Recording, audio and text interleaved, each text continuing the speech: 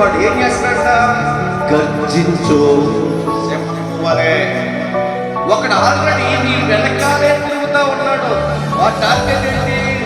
నిన్ను ఎలాగైనా సరే చంపేయాలి. ఎవడు వీడు? గర్జించు సింహము వలె తిరుగుతున్నటువంటి వాడు అపవాదే. ఈరోజు కుటుంబముగా దేవుడి మంత్రంలో ఉండాలి అని ఎందుకు చెప్తున్నామంటే, కుటుంబ సమేతంగా దేవుడి మంత్రంలో ఉండాలి అని సేవకులుగా ప్రతి వారిని ఎందుకు జ్ఞాపకం చేస్తాడంటే, ఆల్రెడీ ఒకడు బయట తిరుగుతూ ఉన్నాడు. చాలాసార్లు మనం కోడి పిల్లల యొక్క ఉదాహరణ మనం చెప్పుకుంటూ వస్తాం. కోడి తన పిల్లల విషయంలో అది ఏం చేస్తుంది తెలుసా? ప్రతిసారి కూడా పిలుస్తూ ఉంటుంది, రండి అపవాదైనటువంటి రెక్క, మీరు నా రెక్కల క్రింద లేకపోతే వాడు ఏం చేస్తాడు? వచ్చి నిన్ను ఎత్తుకుని చంపేస్తాడు.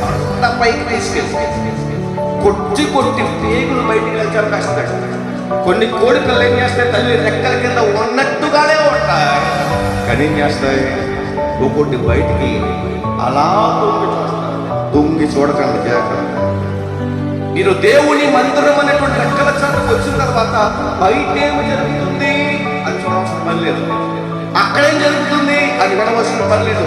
వాళ్ళు ఏం చేస్తున్నారు అని వెళ్ళవలసిన పని లేదు. సురక్షితమైనటువంటి దేవుడి రెక్కల చాటుకు వచ్చిన తర్వాత ఆయన రెక్కల చాటున అణిగి మణిగి ఉండగలిగినప్పుడు మీరు రక్షించబడతారు.